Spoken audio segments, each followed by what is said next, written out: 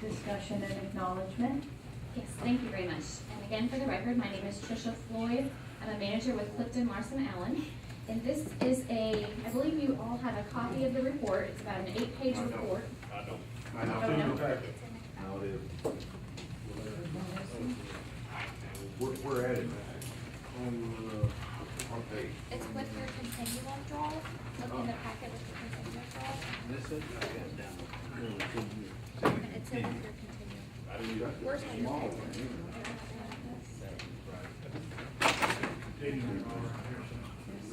Where's the continuum? Is it this one? This packet. Okay. It's just, there you go. Is that the back of the This one? Yep. Okay, and it's where? It's about middle ways. Middle ways. Yeah, it's share. Okay. We're good. Everybody found it? Yeah, what page is it? Oh, yeah, you had it out. Yeah, on page one. It's a little more past halfway. Everybody good? One in the middle. Yes, one right. Did you find it? I think there's more. No, that's all right. It's the same.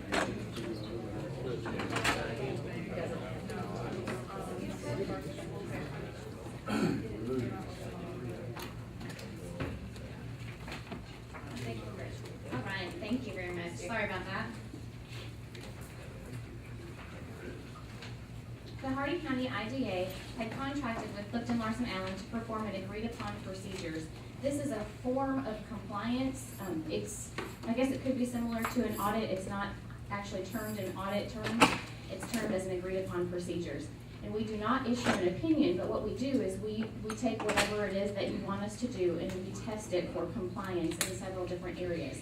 What you had asked us to do is to go through the Rapid Systems contract.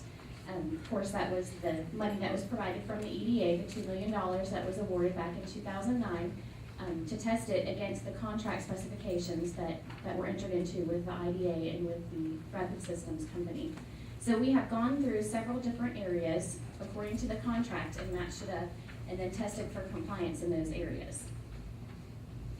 Page 2 of the report, Schedule A, the introduction, that goes over the background of what the contract was about. It says on November 12, 2009, Rapid Systems filed a joint application with the Hardy County Economic Development Authority for a grant to fund the construction and maintenance of broadband infrastructure and related equipment and services to serve Hardy County and the provision of affordable broadband services to residences, businesses, and anchor institutions in Hardy County.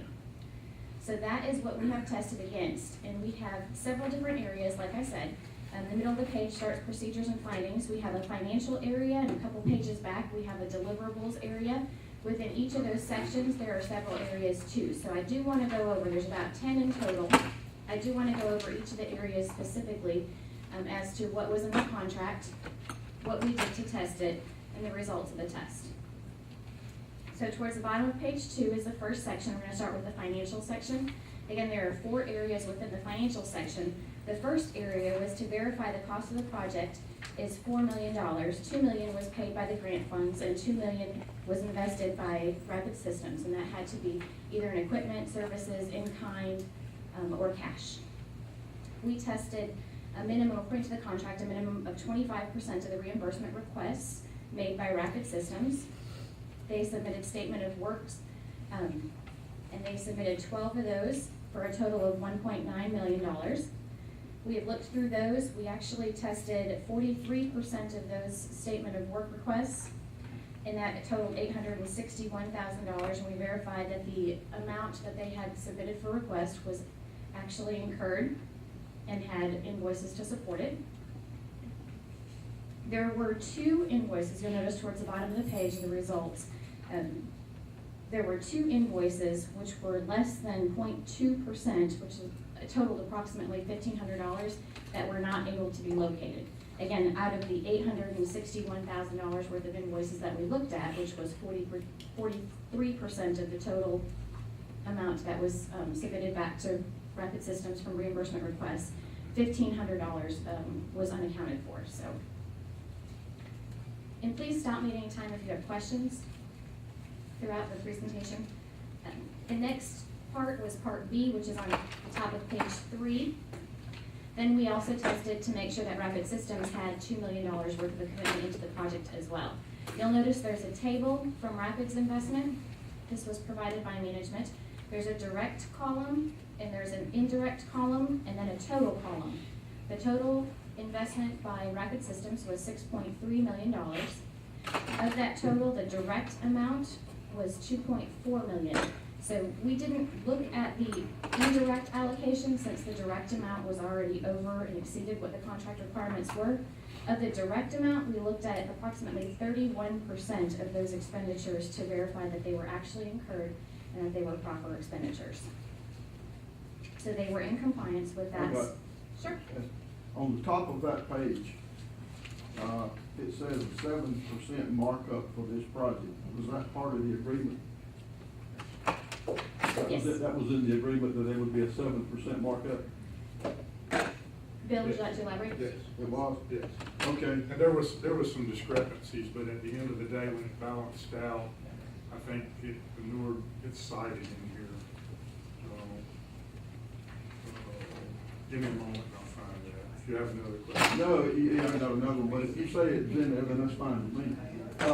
On the last sentence, under procedures performed, indirect costs are presented for purpose of additional analysis only, were not tested as part of our procedures. How do you explain that to me? Correct. Their commitment was $2 million, and since the direct line was $2.4 million that they had actually contributed, that Rapid Systems contributed, we tested the direct expenses. They're easier to identify than going through a cost allocation plan. Their total investment that Rapid Systems had was $6.3 million. Okay, on this, investment, all these, 17 which part of this will we be using? Are we using the whole 6 million, or are we using the 3 million, or the 2 million as far as the part of this audit? Tricia, I think if you could maybe elaborate a little bit more on the direct and indirect. Sure. And just explain how the contract requirement was met. Sure. The original contract said for the $2 million that the EDA had granted over, Rapid Systems has to have a commitment of $2 million as well. So the total project has to be over $4 million was the commitment from both sides. Right. So the $2 million from the IDA is not included in this listing. This is only, Yeah, the I understand. $6.3 million is only Rapid's investment. So there are direct expenses and there are indirect expenses associated with that. Direct expenses would be things that you can specifically charge directly to the job. So a lot of the equipment that is used for the job, any purchases of trucks or things of that nature, the broadband poles, things of that nature would all be direct expenses because they are allocated specifically to one job.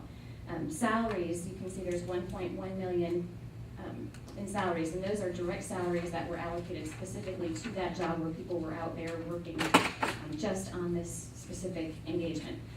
The allocation or indirect costs would be things like overhead, things like that you can't specifically identify just to one job. It may be something that several jobs that are running with the company at the same time, those expenses would be allocated in several different ways.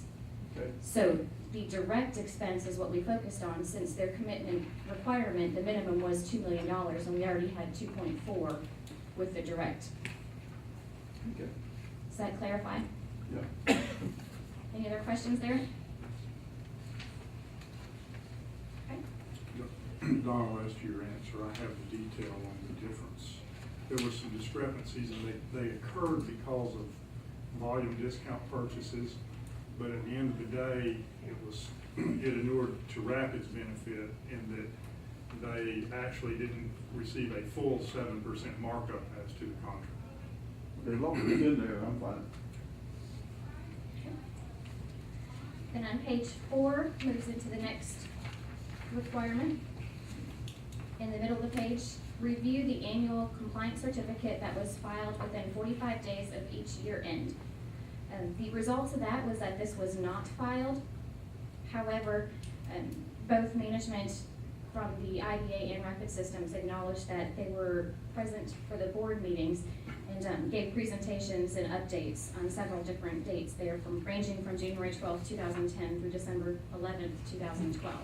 So although it was not filed properly, the response that was included in the report here is that there were several updates. Yes, sir? I'm just curious if they told you why not? And by not doing this, does it violate the contract? Well, we wrote the contract asking for compliance reports. We felt like that the periodic reports that Rapid was making to the board were sufficient to be compliance reports. The Auditor General felt like we should have created a formal compliance report. We didn't do that. Even though they made reports, and even though this company has demonstrated far beyond the expected contribution that they were on task and doing what they were supposed to do, it was basically just an administrative error, and that we should have come up with a report monthly or annually at least that said, we certify that Rapid Systems is in compliance with the contract. And it's kind of semantics, but I don't know how to fix it other than to acknowledge it with this audit. If we had had a statement that said simply, they are in compliance, that's all we needed. That's gonna do the state sign thing. Well, I mean, You think we need to write better contracts in the future? the contract was fine. Well, You they know. didn't follow it. Well, no, they didn't follow it. They were only supposed to put $2 million into this project, and they put $6 million. That's heinous. But, Well, that still don't mean you need to violate the contract, though. well, no, but It was our violation as much as theirs. It's, Oh, was it? it's a reporting thing. Yeah. not it's what no they did. different. It's no just different, what they really. Said they did.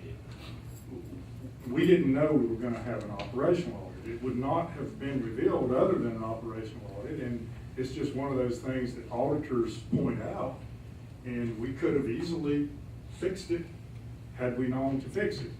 So in the future, we either don't write contracts that say we have compliance reports, or we figure out a way to create a compliance report. We're doing the same thing with Mr. Bond. Whether or not, I don't know how the auditors will treat this in the future.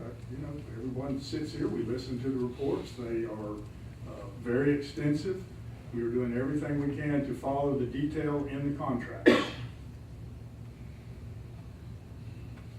Well, we get something written from Mr. Bond every month. I would think that would be what they should have done here. is what I'm saying. Well, okay, well, I accept that criticism and accept responsibility for the mistake. I blame It's fine. you. Okay. So does others. At the top of page 5, the next area was obtain evidence that property and casualty insurance was maintained on the project and on any other property acquired with grant funds. Again, I believe this was an Auditor General criticism as well, is that the insurance documentation was not on file in-house at the IDA.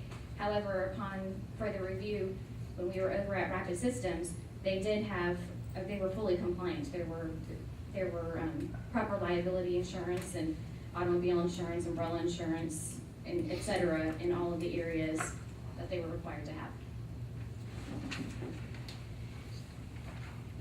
Number 4 is on the top of page 6. And this one specifically required that there were no unused or disallowed funds that were reimbursed. And of course, there were no exceptions with that. The next section enters into the deliverables. And the first one states that the employees, kind of talks about how we actually tested them, and it's worded a little bit hard to understand there, but we had to verify that there were a minimum of 5 full-time permanent jobs that were created in Hardy County as required by the contract, with a projection of 10 employees at full implementation. So we tested 50% of what we found. We selected specific dates during the payroll period. We noted that there were 22 people employed during those 4 payroll periods that we looked at. Of the 22 people, we selected 13 of those to verify home addresses and driver's license information to verify that they were Hardy County residents. And of those 13 employees that we selected, 9 had Hardy County addresses. Of the remaining 4, 3 lived in Polk County and commuted. Now again, that doesn't mean they're out of compliance, that just means that we tested 13 out of the 22. So there were no exceptions noted there as well. Top of page 7. Deliverable number 2 was to verify that broadband internet is made available to all households, institutions, and businesses in Hardee County. We selected 10 locations throughout the county and then compared that to a location heat map provided by management to ensure that there were internet services provided to each of those areas. We found no exceptions. However, it should be noted that there have been approximately 100 customers that Rapid Systems has not been able to deliver service to due to customer preference for location of equipment, physical constraints, and availability of specialized equipment necessary for the installation. Deliverable number 3, we tested the billings. So we went through 60 customers. There were 35 residential, 15 businesses, and 10 governments that broadband was offered to, and we tested the very first bill they received and then the last or most recent bill that they had received to ensure the rates were proper as part of the contract terms. We did note that the very first bill was prorated, which would make sense depending on when during the month somebody had entered into the contract. And then there were also some instances where the rate was actually lower than what the contract had required. So all of these observations represented less revenue for Rapid Systems. There were no instances where they had overcharged. If anything, they undercharged.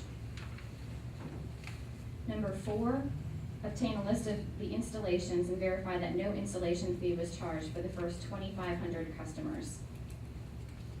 And again, we obtained a population and then tested the population. The top of page 8. Wait a minute. Yes, sir. Okay, you're getting to the numbers there? Okay, I'm sorry. Yep, top of page 8. Okay. That's where it talks about the number of installations. And there were direct installations at that table on the top and then Wi-Fi installations for a total of just under 3,000. And 2,500 we had verified were not charged installation fees. So 2,506. Okay, you ready? Yes, sir. Okay, I know what you say here under the results, the number of installations exceeded 2,500. Now, is that installations or customers? Is that radios or customers? I mean, let's just take the EDO office, for example. If I'm right, they can tell me if I'm wrong or not. You have one radio there, but you have probably 4 customers in there. You have the IDA, you have the Chamber of Commerce, you have the City of Wauchula. Are we paying the bill for all of them? Yes. Okay. Okay, at my house, I've got 2 computers. And they asked me when they put in my installation how many computers I had. Now, is that counted as 2 installations? Whatever the setup of equipment, however many of those you received, It's I would say would be, so. It's by the radio. It's by the. It's by the radio. It's by the. Yeah, Okay. or the account, the radio, yes. Okay, so it's not customers, it's the radios. Correct, yeah. Okay. The number of customers, of actual individual users far exceeds that number. Okay, all right, that's good. So there could be instances where there are several pieces of equipment. Or several Yeah. companies behind Okay. one radio that All right. use. All right.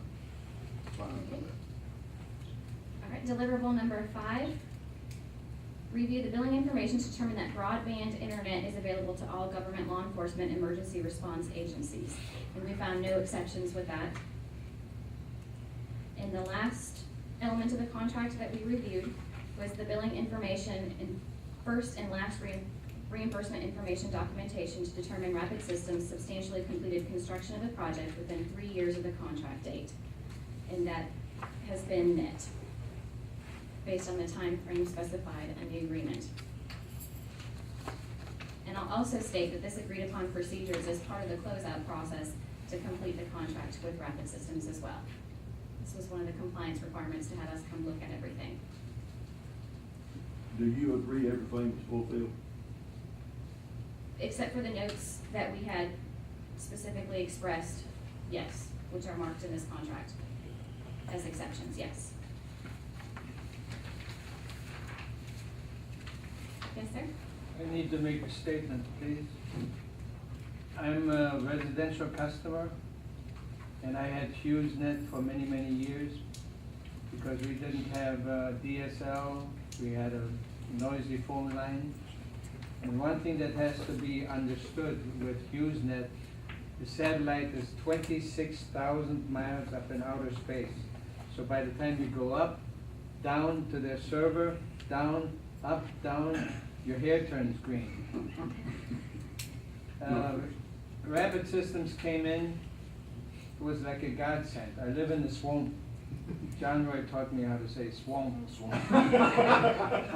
I know where They your came- problem comes from. They had a difficult time, very difficult time to get the signal to me, but they persevered, and I got 10 down and 2 up, and that's 10 meg down, 2 up, because I spent the $40, because HughesNet cost me $80 a month.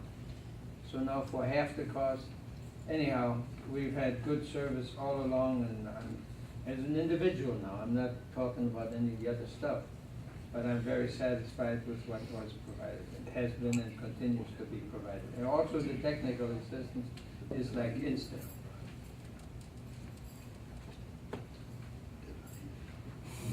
Thank you. Any other questions or comments from board members? If not, I believe we need a motion to acknowledge this audit report. So moved. Second. Any further discussion? Any comments from citizens? I would like to say this, that Dustin, thank you so much for what you've done for our community. Thank you for the investment that you've made, and we look forward to many more years of continued working together, and keep at it. You've been an excellent company to work with. So true. And it is refreshing to have an audit where it says so frequently, no exceptions noted. So that worked out very well. Okay, we have a motion and a second. All those in favor? Aye. Anyone opposed? I have to be by the rules, Okay. since I'm not voting on the contract. Well, Am I correct? It's fine. Okay. We won't hold you. I'm happy, but I said no. okay, we'll move right along. So now that we have received and acknowledged, we will direct Bill and Ken to work together on the closeout of the project. Oh, wait a minute. We need to discuss this closeout. Okay. That's what it says here. Are we sure that we want to go through this closeout right now with this lawsuit going on? How, The Rapid System in FERBA, and I'm pretty sure we're gonna be involved in that as an IDA board. how would we be involved? Well, Ken can tell me I'm wrong. I mean, we got a $700,000 invoice from FERBA, which hasn't been said yes or no, that we've got to pay as a board. And I'm not so sure that we're not gonna be thrown in the middle of this lawsuit as an IDA board. I have no idea whether or not we're gonna get drug into it. That might be up to FERBA. I believe that their claim that the IDA owes them money is absolutely ridiculous. When you read the memorandum of understanding, there were certain things that they were supposed to provide. We have maintained, this board has voted on at least one occasion, I recall, a formal vote that we were maintaining the position, that we were always ready, willing, and able to perform, and let them use the system as we committed in the MOU. So there's a memorandum of understanding with FERBA that addresses the issue of what they were supposed to do and what we were supposed to do. And it's very clear to me that we have maintained the position all along. It's presented to you guys, and you affirmed, I think it was December, if I'm not mistaken, of last year, that our commitment to making the system available to FERBA to be used as a match for their system. They get into a little disagreement with Rapid about billing or payments or whatever it is.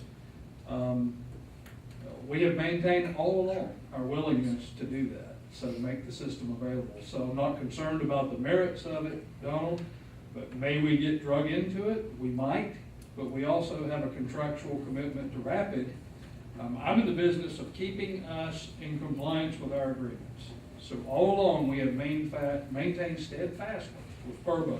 We will perform, we will perform, we will perform. You can use our system like we committed to you back when we signed the MOU. We have an agreement with Rapid that says we'll transfer the assets when this thing gets closed out, because the IDA never intended to be in the business of operating a broadband system into perpetuity. So we have a contractual commitment with Rapid. I think the closeout has pretty much demonstrated that they have performed, with minor exceptions. And, you know, we could sit and wait, Donald, I suppose, and see what happens with FERBA, but if they sue us, it's gonna be for money. They're gonna claim we owe them money. It won't have anything to do with the system. Yeah, That's the way. yeah, well, that's just my concern. You know, I agree that the report we just heard, that they have fulfilled what the agreement said. That's not, I'm just concerned that I mean, that we get drawn into this lawsuit and we have to pay this $700,000. I'm just kind of leery about going ahead and doing this at this time. So the option is to not honor the agreement with Rapid and put ourselves in what Yeah, to be there. I would say is clear breach, rather than just with Rapid, rather than maintain and defend if and when a suit from FERPA comes. I mean, that's the position we're in. We don't, my opinion, it's not the right course of action to take a contract over here that we believe the other party has fully complied and performed and not perform our end of it. I think we have to follow through with the commitment we made, and we have, as a board, you have voted on at least one occasion I know of to, and we sent a letter to FERBA advising them that the board had voted to stand behind the agreement and make the system available for their use as we had committed to do. So we have never attempted to revoke or back out of the memorandum of understanding. And the other flip side, they have. I have correspondence from their attorney where they have threatened to disconnect the circuit at level 3, and if I say this stuff incorrectly from a technical standpoint, please correct me, Bill. That circuit is the circuit by which they were to provide the backhaul, which under the MOU, they had an obligation to provide up to a gig of backhaul. This has technical meanings, and the very circuit that they would have to use to provide that, they're threatening to pull the circuit at level 3. So the last letter I sent to them said basically this. Are we taking their correspondence billing us the $700,000, Donald, was what level 3 charged them to connect up to the circuit they had to provide for our backhaul. So by billing us the $700,000, they're basically saying you should pay for what it is we were supposed to do under the MOU. That's the plainest way I know to put it. And so I sent them a letter and said the only way I know how to take your letter is that you are unilaterally terminating our MOU.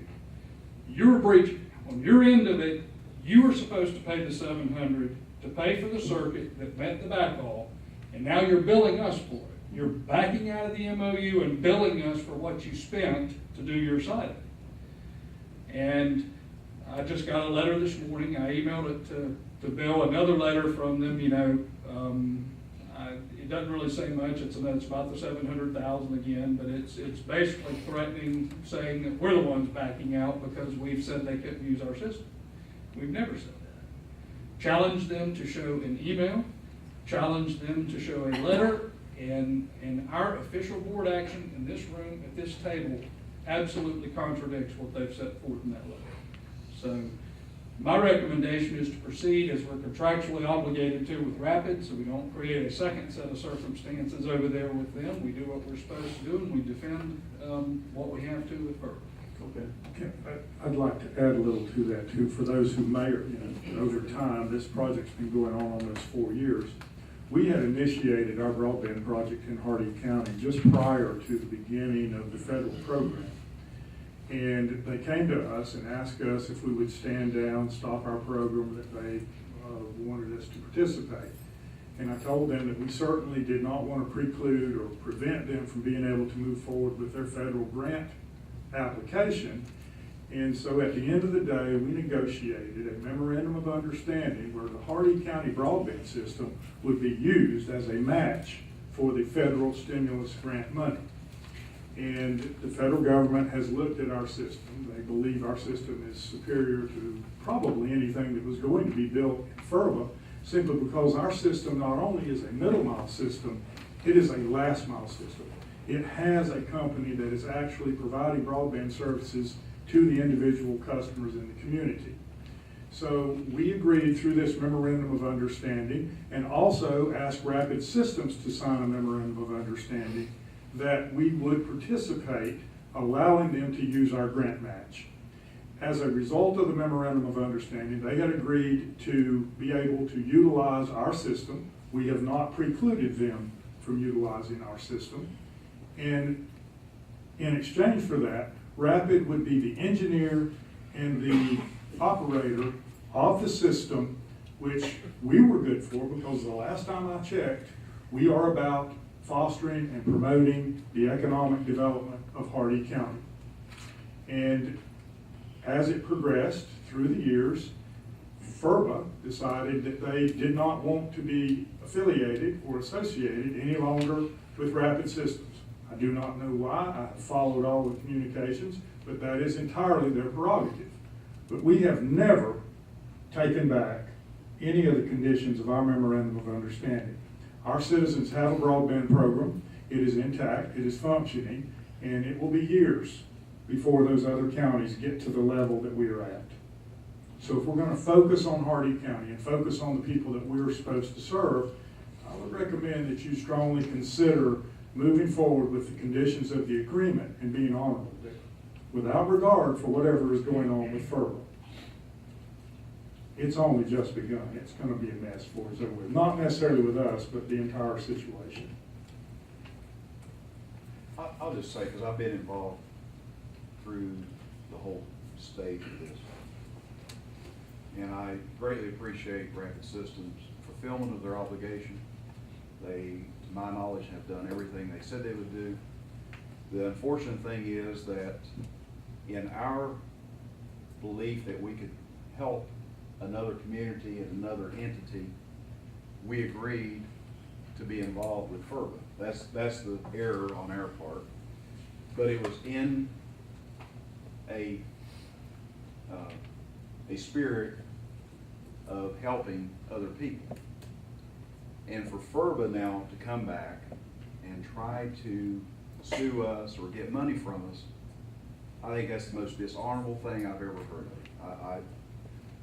It really upsets me that this quasi-government entity has taken this action. So I'm sorry, but that has really frustrated me. We tried to do something good for them, and then they turn around and sue. They haven't taken action as of yet. Bill, aren't we a member of FERBA? We are a member of FERBA. Yes, we are. Well, we're a member of Freddie. We do not have to be a member of FERBA, but neither do we want to preclude these other counties from having broadband services.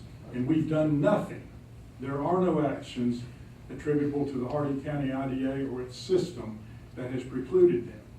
And frankly, if they continue down their path, I don't know how they're going to replace the match. They needed a $9 million match, and in 16 counties, and we were providing $4.5 million of that match.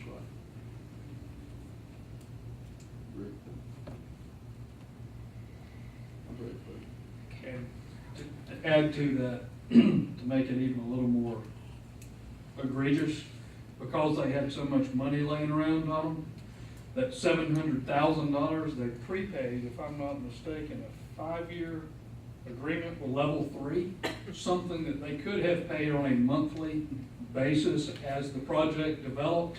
Because they had $23 million sitting in the account, they just prepaid all at once, $700,000 and something to Level 3 before think they got a little ahead of themselves. So I addressed that in the letter I sent them. And it's unfortunate, but it's the way that stuff was administered that I think has created their own problem. Bill, one thing, could you bring us up to date, the latest on the equipment issue, where they took our equipment down? Where do we stand? They have not taken the equipment down. Again, my position on the equipment is it only involves $92,000 worth of equipment. The cost to put it up was probably in the neighborhood of $250,000. The cost to take it down would probably be around $250,000. And I have proffered to them, which I got no response from 3 or 4 months ago, that it makes no sense to me to take, they put this equipment up. They put it up as a part of the memorandum of understanding. They took down our pay. Yes, and they replaced our equipment. It became an integral part of our system. And our position has been that if there is an obligation that the Hardy broadband system is obligated for, it would be the value of that equipment differential. We've never denied that, but honestly, at the end of the day, they came into our house and said, we want to build a second floor on it, and then came back several months later and said, we're not only going to take the second floor off, we're not putting the old roof back on. So basically, nothing has changed. Nothing has changed, but it is secondary to the issue related to the level 3. And honestly, we did have a bridge to level 3 for 6 or 8 months, would you guess? But the $720,000 that they were billing us for was for the entire period of the agreement, which I think was 5 years.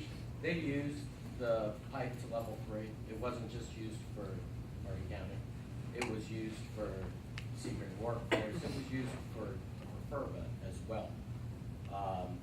This issue with level 3 goes a little bit deeper because when they issued the first letter to the IDA that said, we're taking our circuit, you have 30 days, Rapid Systems actually had to go invest a very significant amount of money in making sure that we created a second pipe so that no matter what happened, it would not affect that. Now, we have level 3 asking us immediately to pay $70,000 as well, which was the gap in between when we went live with our circuit and removed FERBA from the Hardin County network. So the issue with the circuit is what they did after the first letter. You get the first letter and you say, hey, we're gonna let everybody down if we play chicken. It's something you couldn't play chicken with. Those costs and expenses were not part of the audit. Those are costs and expenses that we're actually incurring right now due to the situation with FERBA. We are not connected to the FERBA circuit. That circuit and the design of that circuit was part of their overall broadband. It wasn't Hardy County, it was supporting all 6 counties, and it was part of their overall broadband circuit. When they decided that they wanted to remove that circuit, they got a very quick lesson in what's called an IRU from level 3. It says if you prepaid for something for 5 years, and for the use of that, you own it. You can't pick it up and take it and go and do something else with it. So they're stuck with that circuit, but we moved off that circuit because of the threat and the potential liability of actually having a service disconnection. One other side note too just came to my mind is that the manager of the project that signed the contract with FERBA so far in advance was terminated by FERBA. And there was a lawsuit going on in that instance, and I don't know whether it's been settled or not, but that was one of the reasons for this disagreement with the former project manager. So, again, I can assure you Hardy County has not violated one aspect of its memorandum of understanding, which in itself is just a gentleman's agreement. It basically lays forth conditions under which we intend to operate in the future. And we have done that. There are no exceptions in anything that we should have done. So, I don't know what else we can say. I would like you, though, to consider allowing us to fulfill the the terms of the contract and to move on to execute the contract. So moved. Okay, we have a motion on the floor and a second. Any further discussion from board members? And to clarify, the motion is to direct Bill and Ken to execute the closeout of the project under the contract. Any further discussion? Any comments from the citizens? All in favor? Aye. Anyone opposed? Okay.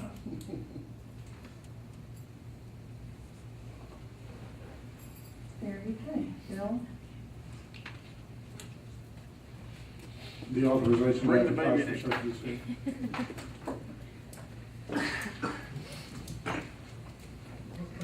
It is time again for us to rebid this year for the Grove caretaking services as well as the Commerce Park maintenance. So with your permission and a motion from the board, we will set forth and do that this week. And they'll have 30 days to respond, and after that time, we'll bring back the bids before the board at next month's meeting. So we'll go ahead and open for a motion. So moved. Second. Is there any discussion from board members? Any comments from citizens? All those in favor? Aye. Anyone opposed? Thank you. Budget workshop. Okay, oh, I didn't know I was doing that tab. Well, it's fine. I just wanted you to start out by commenting on the special district rules for budget workshops. Okay. Actually, after we leave this meeting today at 1 o'clock, we are meeting with Tricia as well as Wicks Brown to start the process of getting Wicks Brown up to speed and involved. We've already had a meeting with them, with our office staff, but with Tricia having the baby, we obviously had to postpone the two of them getting together. So they'll be doing that today and kind of getting their feet wet and really getting on the ground and moving forward with getting our budget prepared for this coming fiscal year. As a special district, we have a couple of requirements that we are obligated to fulfill as far as budgeting. We do have to provide a draft copy of the budget on our website, and that has to be done several days in advance of a budget workshop. And as a special district, we're required to hold a workshop before the board and to discuss the budget and do a formal process. And then we have 30 days to put the final budget onto our website and adopt it. And since our fiscal year, we go through to September, in order to get this done, we really have to start it now. In order to have, since we only meet once a month, and we have to do a draft process, and then the final budget is gonna take us several months to get through the budget process. So again, we'll be starting that this afternoon, and each month until September, we'll have a different portion to bring back before the board to kind of take us through that process to finality.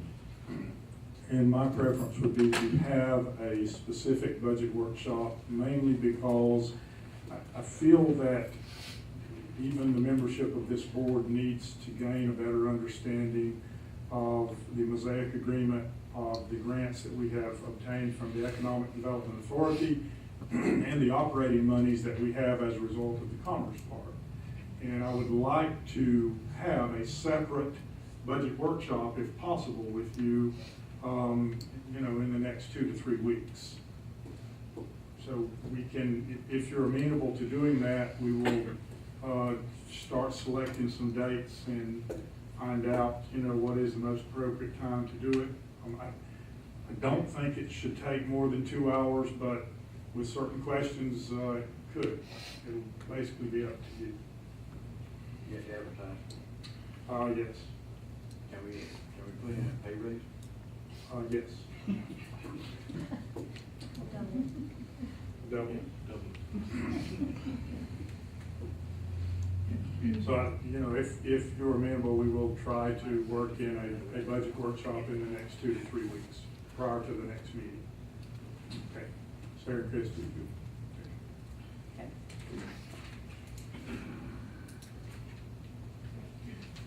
At this time, we'll turn it over to Ken, who's going to give us some updates on the Attorney General opinion in the IDA lawsuit.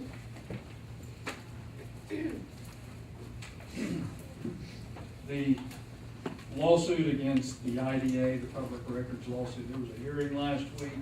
We entered into a stipulation with Mr. Coolman, basically that to continuum, they're the ones in possession of documents that exist, whatever they are to this date. I don't know what they are, but they did agree by stipulation to produce bank statements and canceled checks for the period that the items have been requested.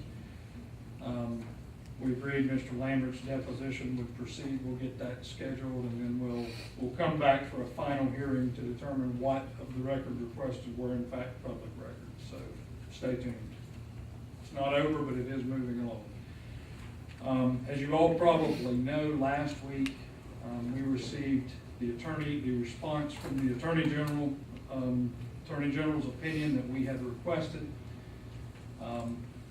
For reminder purposes, there were 10 findings with respect to the IDA, and in my opinion, at least, finding number 1 was the most significant of all the findings, because the Auditor General had looked at Chapter 159 and had taken the position that the IDA may not have complied, was the language it used, with Chapter 159 in entering into certain agreements because, for instance, I think the one they were looking at was continuum, and they said that it did not meet the definition of a project under Chapter 159, Part 2. I maintained all along that Part 2 of Chapter 159 did not apply to what it was the IDA was doing, that the definition of project was irrelevant to what it is we were doing under the grant agreements that we have promulgated, and the state's Attorney General came down on that side of the issue as well. So read the last paragraph is the one that is the most informative. Attorney General Bondi writes, "In sum, it is my opinion that the Hardy County Industrial Development Authority is authorized to enter into contracts to foster the economic development of a county, aside from or without regard to the financing or refinancing of a project within the scope of the act." That probably doesn't mean anything to anyone who has not read the audits and stayed abreast of what the issues were. But that is the gist of the argument I had with General Counsel for the Auditor General, whether or not we were limited to projects, as that term is defined in that chapter. He said we were, which is bricks and mortar. All you can do is build the type of projects that are listed in Part 2. Part 2 is exclusively a revenue bond financing provision that I maintained all along didn't apply to what we were doing. It doesn't necessarily impact the rest of the findings in the operational audit, although finding number 2 uses the word project throughout it, so I believe there is some implication to they were evaluating and finding 2 using the definition of project. So I believe finding 1 is absolutely shot out of the water, and finding number 2 is to some extent impacted, and we won't know really, I guess, till they come back. But the rest of the findings may have some indirect. There may have been mentioned throughout the multiple pages of findings of the word project and how it might have been used in their analysis. But the Attorney General's opinion was favorable. It went the way I was hoping it would go, and it went the way it should have gone. So I'll field any questions you may have. Okay, so the other findings are not impacted by this one particular section? Donald, I know that the first one is obliterated. That's the only word I would use. To me, that was the most important one, because they put it up front for a reason. I mean, you're taught in senior high school English, when you're writing a paper, either start with or conclude your paper with your most important points. And that's what they did. And it went further than, we had findings, just to remind you, one of the findings was the failure to take Mike Manley's name off an account the morning after he was arrested. That has nothing to do with this Attorney General's opinion, obviously, so, but there are a couple of those findings where they sprinkle the word project throughout the thing, and in the context of that audit, they were using a very precise definition of project, which the Attorney General has now opined had nothing to do with this. Okay, the word project is not taking the place of capital projects in the law, or is it? The definition of project, Donald, is all bricks and mortar. In part 2 of chapter 159, it has, the word project is defined, and it has a number of things that are approved as projects, and they involve things that are all bricks and mortar, like ports, airports, things that you can literally put your hands on, buildings. What, the word capital projects in there, or was it just projects? I don't know. It was just, I believe it was just projects. And what I maintained all along is that if you're going to issue industrial revenue finance bonds, you have to be doing one of those type of projects. That's what bond financing is about. You go through that checklist. And I believe a number of the findings buried in them, there were checklists they used from part 2.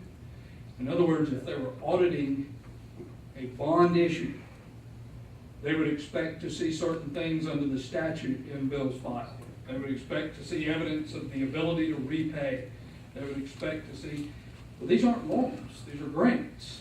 And what they really were applying was a loan analysis to a grant agreement. And we maintained from day one that that was not the right checklist to be using. And to me, it's most imperative, Donald, because it impacts future agreements too. So as future projects approach, you as a board have the ability to enter into these grant agreements whether or not the project meets the definition of project under chapter 159. So you can do things that are not bricks and mortar. That's the bottom line. You could fund studies, for instance. I mean, the Auditor General's opinion, Donald, was really that we lacked the authority to even fund a study of some kind, because it wasn't a project, as that term was defined under chapter 159. So it was a really wide-ranging impact to how you do business, and to me was, and I don't say this to discount the significance or the importance of the other findings, because you learn from it. You take an audit finding and say, what did we do wrong and what can we do to fix it in the future so that it doesn't occur again? Well, I'm glad we went ahead and got her opinion. I'm happy about that. Well, I think it cleared up, at least in my mind, the most significant of the issues. The others are what I would call normal audit findings. You didn't have evidence in your file of a bond. You didn't have evidence in your file of this. You know, Bill's office and you guys in the adoption of policies and procedures after the fact, I think have resolved most, if not all, of those audit findings at this point. And this was a big one, because this impacts what you can do into the future with the next group that shows up with something for Hardy County. Your options are wide open.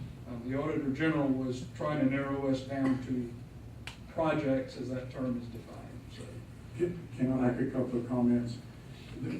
I believe findings 1, 2, 3, and 4 are impacted by the ruling. Just in going back and looked at every finding. But even the one today with the rapid systems audit, which I believe was finding number 10, they basically said that the IDA failed to adequately monitor a project in that we didn't have certain data available in the file when they came back to look. One of them was the compliance document that we're talking about. Even though Rapid Systems built this system, we let them use our office. We worked with them on a day-to-day basis. We had numerous presentations before the board. We didn't have a formal document. I'm being redundant here, but it's back to the same issue. Several of the other findings were double jeopardy in that the operational audit period covered the exact same period as the financial audit. Yes.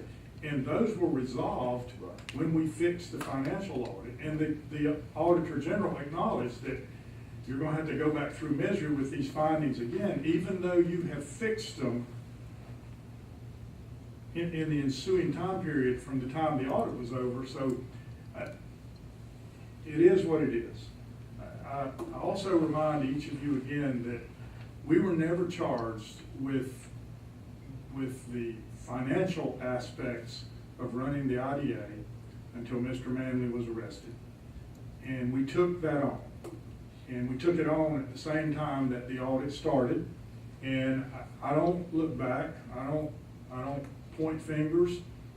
I have said before, and I'll say again, whoever, there's no one really to point a finger at. And I accept the responsibility of those operating deficiencies that occurred prior to 2010 or 11, whenever it was, or however far back you need to go.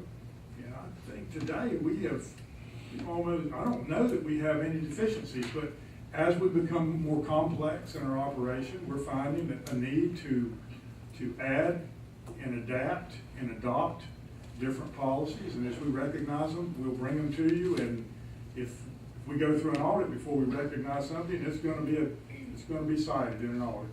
But we're trying. I can hope that in the future, we can write contracts better than we have in the past to deal with all these compliances and public records and things, because we've got to reduce this tension somehow.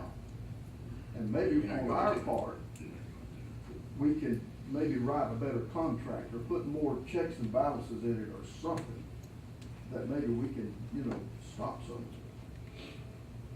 I think the contracts are fine, but there are philosophical disagreements with the contracts, and I can't fix the philosophical disagreements. Well, if you think the contracts are fine, but then make sure that the people live up to what they're supposed to do in the contract. Well, Rapid Systems was a citation. They just came today with an audit at the appropriate time to do a closeout.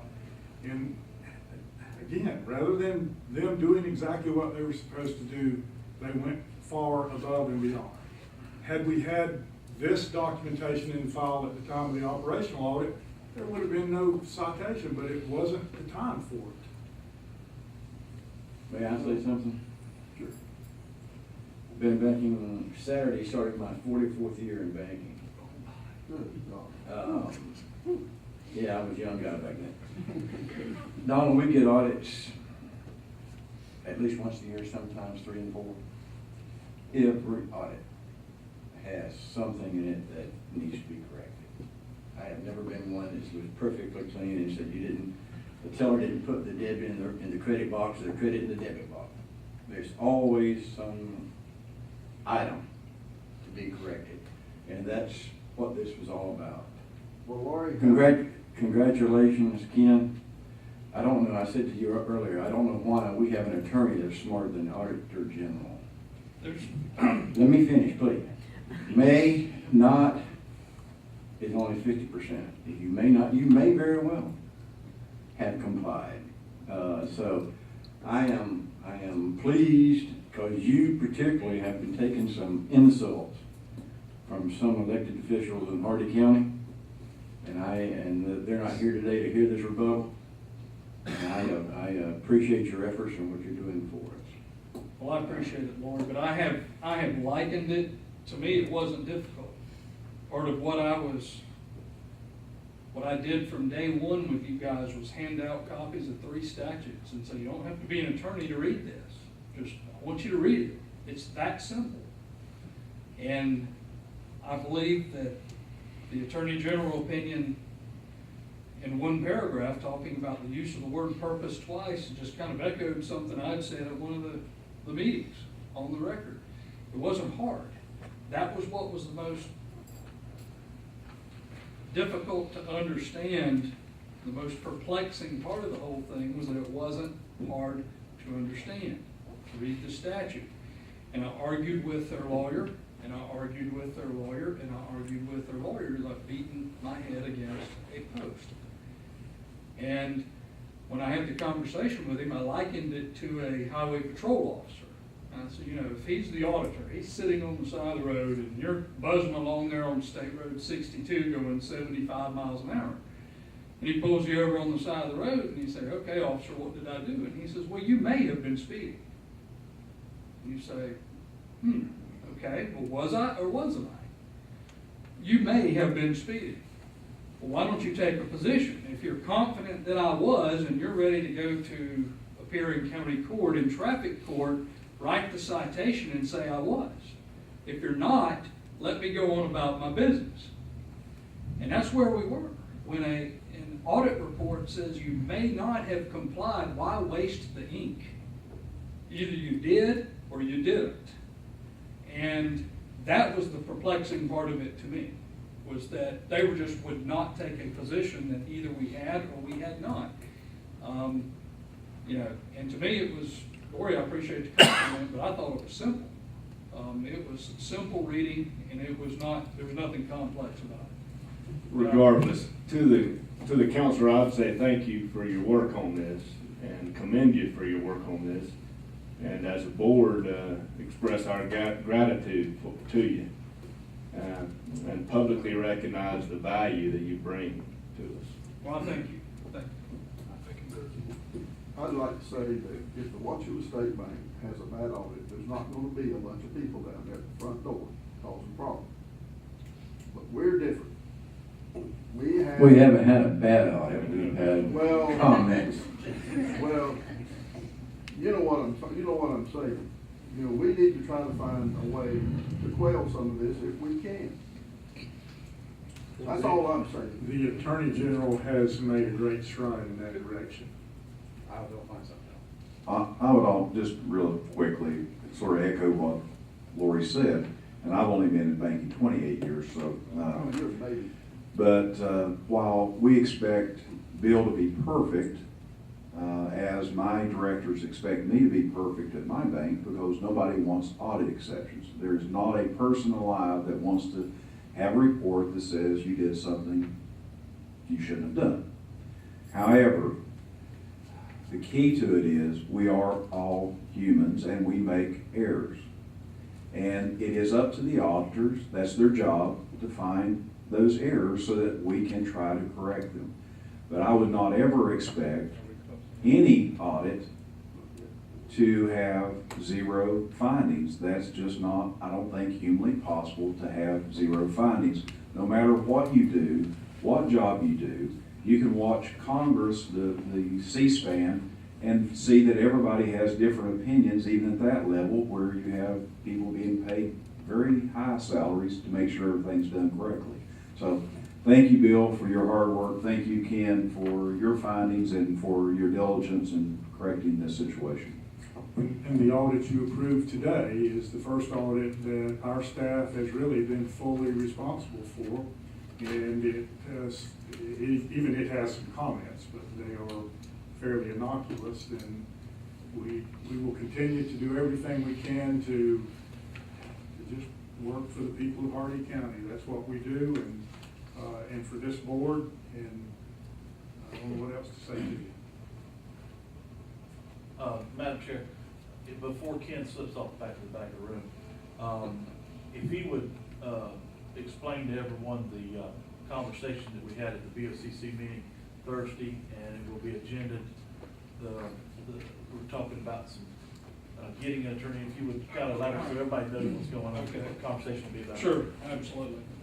Thursday, we took up an additional issue that I don't know if we've spent as much time discussing it here as it has been discussed at the BOCC.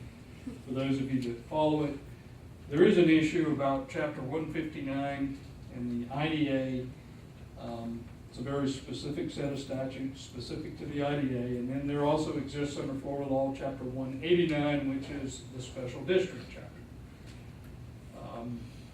2-3 years ago, whatever it was, I don't recall now the exact date, when the state of Florida took the position that the IDA should be registered as a special district. When we registered as a special district, we fall under certain provisions of Chapter 189 because we're a special district. But there are certain provisions of Chapter 189 that contradict 159.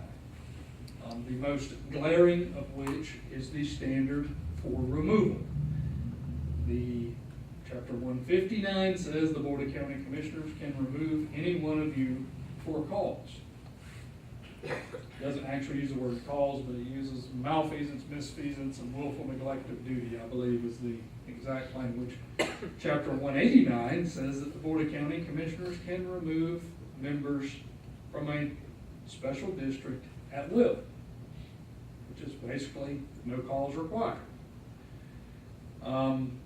That's the most glaring contradiction, I believe. The Board of County Commissioners will take up, they discussed it, Mike, we've talked about it one other time maybe before. They're gonna take it up at their next meeting as an agenda item to discuss, and what was being discussed was directing me to seek another Attorney General opinion on the conflict between the two statutes and what direction or what role the board actually has in oversight when it comes to the IDA, because it gets kind of convoluted. 189 is typically intended, my estimate, my opinion, to apply to special districts that were created by the VOCC.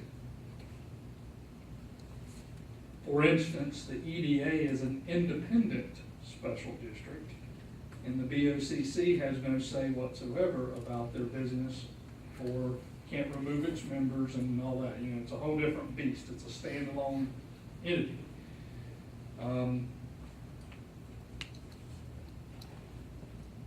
189 was intended, I believe, legislatively to apply to things down south and on the coast. They have, you're probably familiar with, you've heard of mosquito control districts, where they form districts and they bill the property owners and collect it as an assessment on their tax bill to help pay for mosquito control. Those are typically formed by the Board of County Commissioners. The members are appointed by the Board of County Commissioners, and they can remove them. They appoint them, they can remove them, and they can go as far as dissolving the special district because they in fact created it. When you go to Chapter 159, every county in the state of Florida, the legislature created an industrial development authority in every county in the state of Florida. It is activated, is the word used by the Attorney General's office, by resolution of the Board of County Commissioners. So is it possible for a Board of County Commissioners to dissolve an entity that was created by the legislature?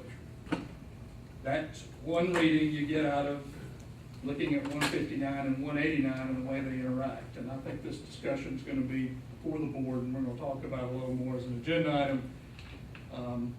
But you know, I'm hoping to get some direction from them. This board could take the issue up as well if you wanted to, but I'm hoping to get some direction from them to go back to the Attorney General's office for another opinion. We'll let you know.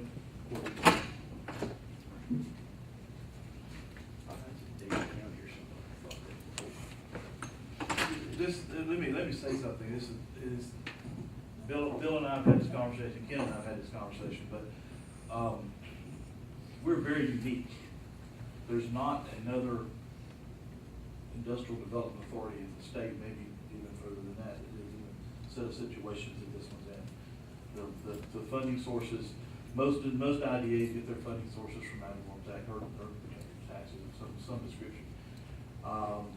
It's a very unique situation, so we have unique questions and unique problems, and I think it's probably a good idea to try to get as much guidance as possible. We'll kind of keep it. Can I rephrase you and say we have unique opportunities? We have unique all kinds of. Thank you. Okay, we'll move on into project updates.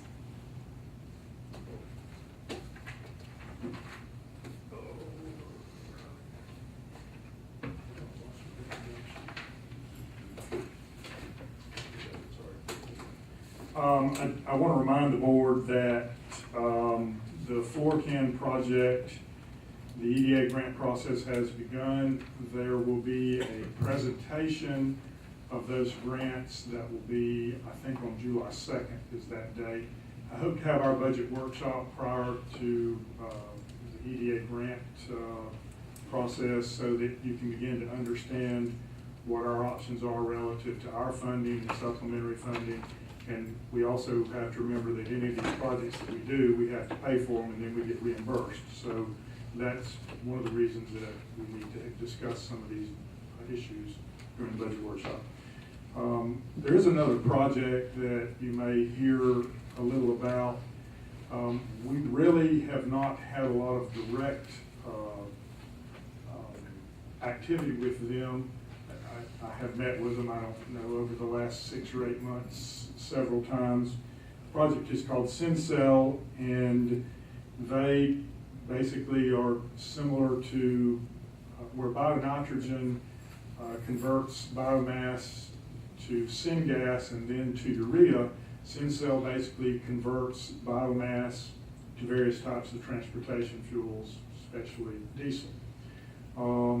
They are moving forward with their permitting processes, and their anticipation is to finance their project with various types of federal funding that are available, and you'll be hearing more about that in the next 4 to 6 weeks. Bionitrogen, I did speak to Brian Samuels early this morning, and he was tied up. He couldn't make it to the meeting today, but he assured me that they are continuing to move forward. They hope to have some initial funding through new market tax credits that will precede the bond funding, and that's where we are on bionitrogen. PFM, again, I apologize. We will try to do an update either at the next meeting or maybe a brief update at the budget workshop. I think it's important for you to understand the detail on PFM. We did, after we had met with Space Florida on the equipment financing, that is between PFM and Space Florida, they had asked that the financing package be delayed until July 1st so it would move into a new state year. So it's backed us up. We couldn't order, or they couldn't order the equipment until July. The equipment won't come till August. We hope to have it there by the end of June or 1st of July, so we're going to be behind about 30 days relative to the equipment coming into PFM's building. The rest of the projects, you've heard from Continuum Labs, Tech River, you approved the Rapid Systems report today, and we will continue to move forward on consummating everything with them. Sarah and Christy will be going to the special district meeting, which we committed to do 2 years ago so that we could become competent in understanding how special districts are managed. And you're going to be going today, and you'll be there through Thursday. We have met with Wicks Brown. It is moving forward. We do have a local CPA firm that has expressed an interest. They too are looking over our shoulders, trying to learn and understand the various reports. We have asked both of the firms to focus on reports that are more user-friendly, not only to the board, but to the public. And part of my directive to staff and to them is to promulgate some form of communication that is easier for each of you to understand relative to our financial reporting. It won't necessarily be that which is prescribed by audits and the Auditor General, but it'll be something that's more user-friendly. I didn't ask Ken to comment on the culvert, but Ken is at a bit of a, Ken and our engineer are having a bit of a disagreement. It's a minor disagreement, but Ken has asked SwiftMud for some information, so we're holding our final plans on our culvert crossing until the SwiftMud information comes back, and it'll create maybe a 30-day delay, but other than that, I expect it to move forward. We did get the bids in for the construction of the retention pond, and I know we opened the bids, but I'm not certain, and I think Greg has left, I'm not certain what the status of those bids are. there was quite a bit of disparity from 450,000 to 117,000. And so I had asked him to go back and fully understand why there was such a large gap there, and he will be doing that, and we'll get back to you. Where they gonna pile the dirt? We're gonna put the dirt on site. Where the existing one was? And I have offered some of the dirt that's not suitable for fill to the county for cover on the landfill, and we'll try to coordinate them being able to haul it off, and we'll keep the best fill for building sites there on site. And we're gonna stack it on site as close to the pond as we can, so we minimize the moving costs. And that dirt will be there for a while, but I think it's in a place, it'll be in a place where it should be, it won't impede our additional development. And then lastly, I should note this, there is a company in Zoffo that has requested the extension of natural gas. And I know that a company is working with them, several companies have been working with them on the extension of natural gas. I'm not sure exactly what the status of that project is, but it too will be forthcoming, so that's basically. Thank you, Bill. Sarah, I think we're ready for your financial report.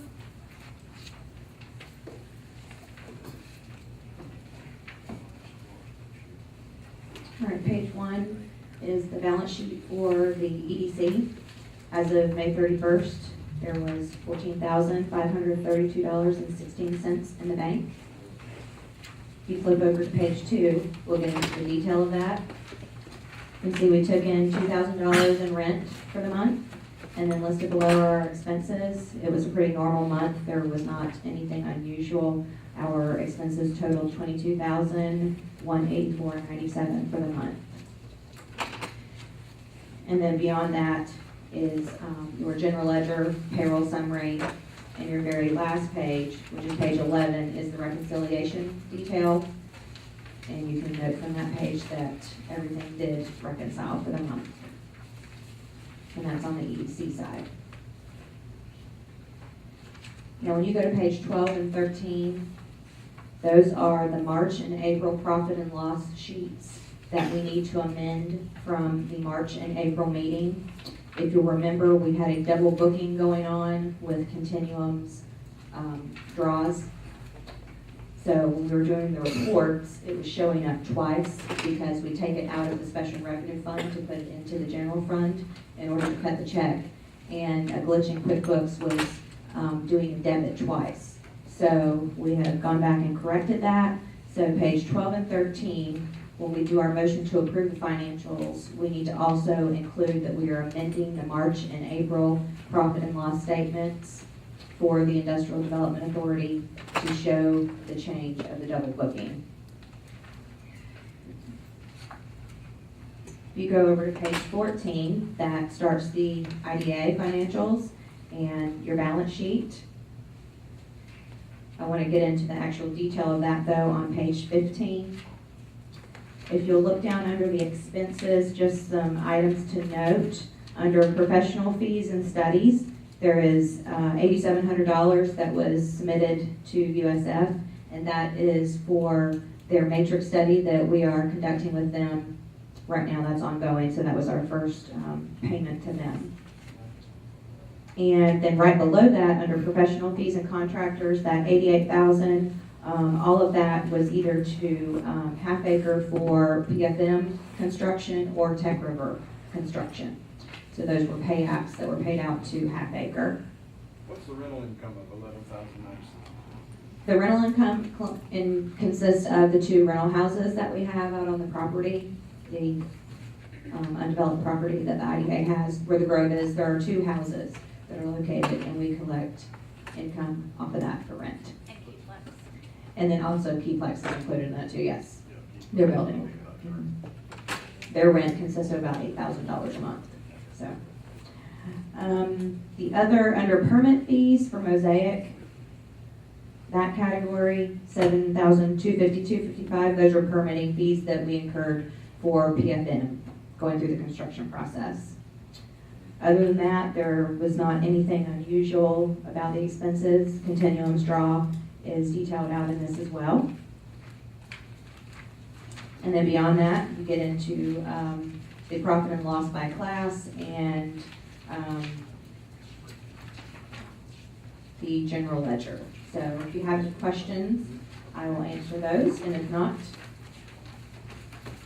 we can prove. Yes?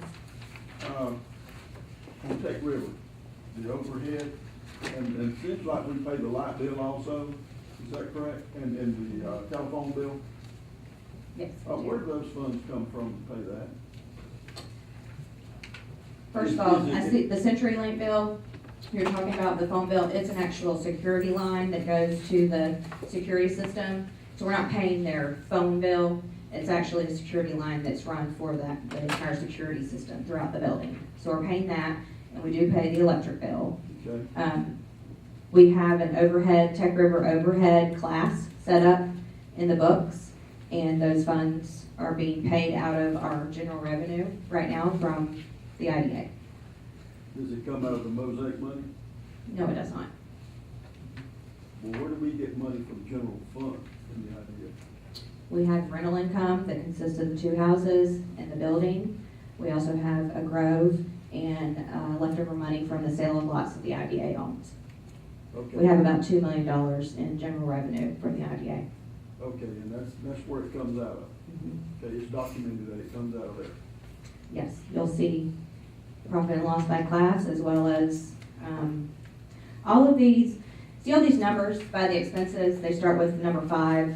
Those are our classes. Excuse me, those are our classes, how we have it set up in QuickBooks.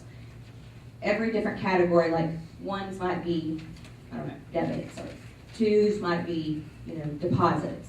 5s are our classes. And so these are all the classes that are set up, and they either come out of the general fund or the Mosaic fund. And so that's how it's delineated out. And then you have a detail sheet in the financials by class for each particular portion. So Tech River overhead is a class, and in QuickBooks, it is split up to tell you all the detail and exactly what checks are written out of that class. Okay, do we intend on paying Rapid Systems and Rapid Tech's light bills and phone bills and stuff when they move in there? We pay the light bill right now for the entire building. I know. Their lease, No. Are you asking her or me? I'm asking anybody that can Well, answer the question. This has been an ongoing issue, and. It is with me. What, do you want to shut it down, lock it up, walk away from it? No, but they should pay their own light Okay. bill. They lease the building, they should pay the light bill. They're not leasing the building. Well, they're paying the rent, are they not paying their rent either? Who? Continuum Labs. Or We Tech don't, we've River. we've never discussed that. You had asked us for a schedule of operating expenses related to the building. We almost have it completed.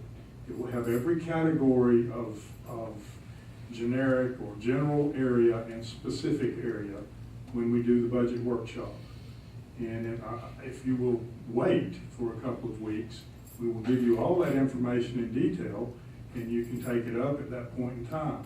I'll remind you once again, when the funding for Continuum came up, the request was for $3.6 million. And I asked the board not to fund the full $3.6 million until we could get a handle on how to share these common expenses. And we have been picking them up. If you want to go back and bill them for it at some point in time, I suppose that's something the board could take up and debate. We have them documented, they're all identifiable, but as to them being addressed specifically, they have not been addressed specifically. Additionally, with Rapid Systems, they'd love to be in the building, but the climate for them moving their operation to Tampa has been a bit hostile. Well, Bill, Rapid Tech has been given the prerogative to move in the building with no rent for a year. Right. The issue of their operating expenses has not been formally addressed yet either. And again, we can't address them until we identify them. The building has just been completed in the last 30 to 60 days, and we're trying to understand all of the shared costs of security systems, of elevator maintenance, of lawn care, of the utilities, and the pro rata share from the specific area that is leased to the entire building. It's not something that we can just pull out of a hip pocket and do precisely for lease without some track record. I asked you about this before this even started. And we're still assembling You said the you had a information. plan, you already We had. do have a plan, but I can't implement the plan until I know what the costs are. Now, if you don't want us to do this project, you have every right to say, I move to terminate the project. I move to end it. What project? Continuum or Tech River. Well, I just might do that. Well, it's entirely up to you. I just try to get answers and people want to get hostile. I'm not hostile, I'm trying, You know, I just don't think we need to subsidize these people for the rest of our life. You know, how much is enough? Do we want to give them 20 million, 50 million, 100 million? And Why don't we give all them every dime we got in the bank? I am saying to you, And for the next 3 years, just give them the whole 9 yards. okay, You know, I try to ask questions because I think there's some of these things we should not be paying. And then, you know, you want to get a little up in the air about it because you think we should subsidize them for everything that they want. Coffee, tea, donuts, the whole 9 yards. I'm not talking to you, Laurie. Laurie, why don't you loan them $3 million if you think it's such a great project? I took the heat off you. Okay, we're moving on. Do we have a motion to approve the financial report? And a second? All in favor? Aye. Anyone opposed? Okay, we're gonna move into announcements. I believe Kristen has something.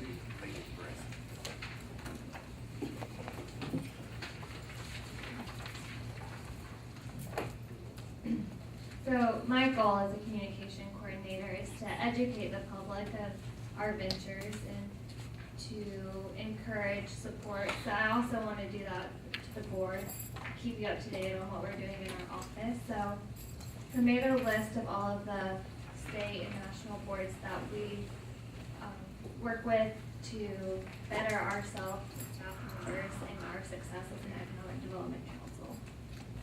So we also, as you know, work with workforce a lot, and tomorrow they are holding their workforce assessment, so they encourage employers to come meet with a third party and talk about employment needs in the community, what they'd like to see workforce do differently, etc. We also work with Freddie, which is the Florida's Heartland Rural Development Initiative, and they just released an economic development strategic plan. And there are 6 targeted sectors: are agribusiness, aviation, healthcare services, logistics, renewable energy, and sustainable building products. So you can see how a lot of our projects align with those target industries. We also work with EDC, which is just a statewide network of economic development councils. We work with the IEDC, International Economic Development Council, and we just recently applied for a private-public partnership award for our Mosaic agreement. We, as you know, are going to the Special District Conference this week, and we also have an Enterprise Florida Stakeholders Conference coming up on July 2nd. As you're aware, we have a trespassing order served. If the board members or the public would like to look more into that, we have clips and the full footage available from the meeting that led to the trespass warrant.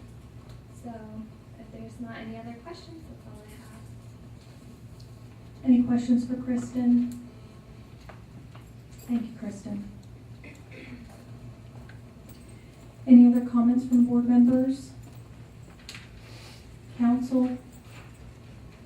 Do we have any comments from citizens? If not, we'll open for a motion to adjourn the meeting. So moved. Do we have a second? All in favor? Aye. Anyone opposed may stay as long as they like. Well, you against I said aye. You against everything. You and David, y'all against everything. Oh, yeah.